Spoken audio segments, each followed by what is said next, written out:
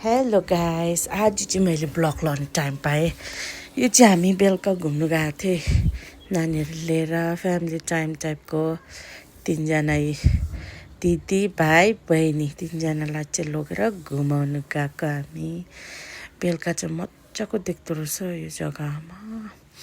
यो जग्गा थाहा नभएको त कोही छैन होला, स्पेसली हामी बुद्धिस्टहरू सबैले थाहै भएको यो रिनाउन्ड जग्गा हो होइन। तर यो बेलुकाको वाइब चाहिँ दामी देख्दो रहेछ, लाइट्सहरू कस्तो दामी देख्दो रहेछ। यसो हामी डिनर खाएर चाहिँ घुम्नु गएको थियो नानीहरू यसो कुदोस् भनेर। दुईजना एक्साइटमेन्टको लेभलले कहाँ पुगिसकेको थियो। खुसी भएर नानीहरूलाई कहिले कहिले बाहिर लाँदा नि खुसी होस् भनेर त्यही गर्दा हामी गएको थियो। हेर्नुहोस् न कस्तो दामी हावा। टाइटानिक पोस्ट गर्नु भनिरहेको थियो नानाले सबैलाई, टाइटानिकको पोस्ट गर्नु। ए आफ्नो आफ्नो धुन हो, सेल्नाले बल्ल बल्ल बुझ्यो। आयो प्रश्न र आयनले पनि टाइटानिकको पोस्ट गरेको अरे। अन्त दामी थियो वेदर, शीतल। अहिले त थिम्पू पनि गरम गरम रहेछ हो। वेदर राम्रो लाग्यो, पानीको छेउमा यसरी हिँड्नु नि एउटा लाइफमा सुकुन फिल हुँदो रहेछ। हेर्नुहोस् न, रिभर पनि निकै ठुलो भइसकेको रहेछ है। तर अब के हो, बेलुका भएर यस्तो देख्दैछ हो। तर राम्रो थियो वेदर। त्यहाँ हामी गयो, नानीहरूले के खान्छ कि भनेर त्यहाँ उता गएर, यो चाहिँ बार सेक्सन टाइपको रहेछ यता चाहिँ। अन्त यता त हाम्रो कामै थिएन, अन्त 1 राउन्ड गरेर जाउँ भनेर चाहिँ त्यहाँ चाहिँ हामी हिँडेको। हाम्रो क्यामराम्यान चाहिँ आज चाहिँ नानाले गरिदिएको क्यामराम्यान। हामी चाहिँ हिरोइन भएर हिँड्ने भनेर त्यहाँ नानाले सबै भिडियो राम्रो निकाल्दैछ। त्यहाँ चाहिँ हामी हिँड्दै गयो। यतानिर डिस्टर्ब हुन्छ, मान्छेहरू खाइरहेको थियो। तर पनि जाउँ भने स्ट्रेट नानीहरू यत्र उता पस्थ्यो थियो। डाइरेक्ट गयो हामी उता साइडमा जाउँ, हाम्रो साइडमा भनेर, जहाँनिर चाहिँ नानीहरूले खाने सेक्सन हुन्छ वहाँ जाउँ भनेर चाहिँ लग्यो। त्यहाँको हेर्नुहोस् न कस्तो दामी लाइटिङ पनि कस्तो दामी नि। थिम्पू त थिम्पू नै हो नि भन्नुभएको छैन अरे लाग्छ। त्यही फेरि यहाँबाट हिँडेर चाहिँ अब यो बाटोबाट चाहिँ पुग्छ है, तिमीहरू पपकर्न र आइसक्रिमहरू खाने भने चाहिँ यो बाटो गयो हामी यो साइडबाट। आयनले मम्मी सी माई स्टाइल भनिरहेको थियो। खुसी, नानीहरू त खुसीको लेभलै थिएन क्या। अन्त हामी यसो गरेर माथि गयो कि सेल्नाले त्यहाँ मम्मी यहाँ हुँदैन, रेस्ट्रिक्टेड एरिया हो भनेर फुटुर कुदाएर हामी तिनजना त्यहीँ पुग्यो हाम्रो जग्गा।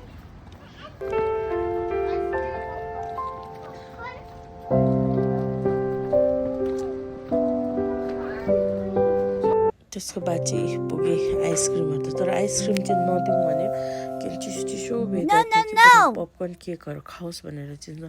तर पनि आयनले अरेन्ज आइसक्रिम कि अरेन्ज भनिरहेको थियो। तर भए पनि मन थामेर योपालि चाहिँ म दिँदिनँ, किन अस्तिको टाइममा पनि आइसक्रिम दिएर बिमार भएको यो केटा।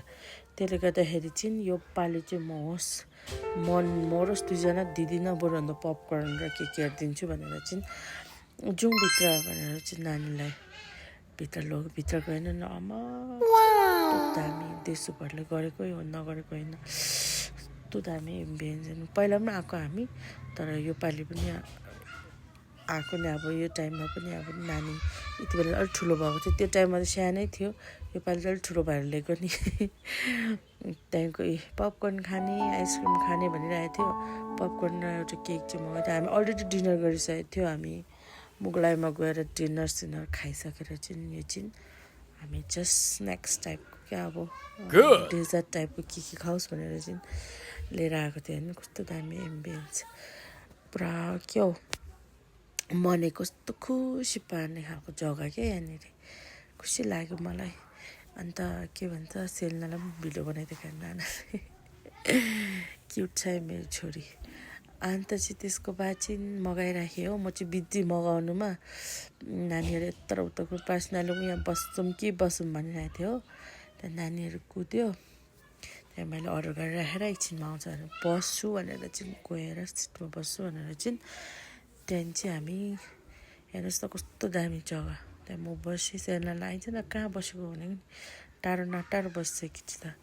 अन्त आयन चाहिँ पोस्ट बिजी फोटो त लिनु दिएको भए त के आयनले हल्लेको छुक अन्त प्रश्न पनि छेउमा आयो मैले केक र पपकर्न अर्डर गरिदिएको थिएँ दुईजनालाई अन्त ऊ आफै चेयरमा बस्ने अरे बस्नु मानेन कम्ती राम्रो छैन अन्त त्यसको बाद चाहिँ यस्तै हो जिन्दगी होइन नानीहरूसँग अब सिङ्गल लाइफ जस्तो कहाँ हुन्छ नानीसँग होइन अन्त बुढोले हाम्रो पनि भिडियो फोटो खिचिदेऊ न भनेर भनेको नानी चाहिँ खालि आइसक्रिम हेर्नु प्रश्नमा आइसक्रिममा चाहिँ आइहाल्ने पनि आइसक्रिमै माग्थ्यो नो चान्स हामीले नो चान्स भनेर दिएन हामीले हल्का पोस्ट गरेको मैले त्यसको बाद चाहिँ केक पनि आयो फर्स्ट चाहिँ आयनले खायो प्रशान्त चाहिँ खाँदैन भने त्यहाँदेखि खाइसक्यो म र सेल्नाले आधी आधी खाइदिइहाल्यो खाइसक्दाखेरि पो प्रश्न खाने भनेर आइपुगेको ठिकै थियो मिठै थियो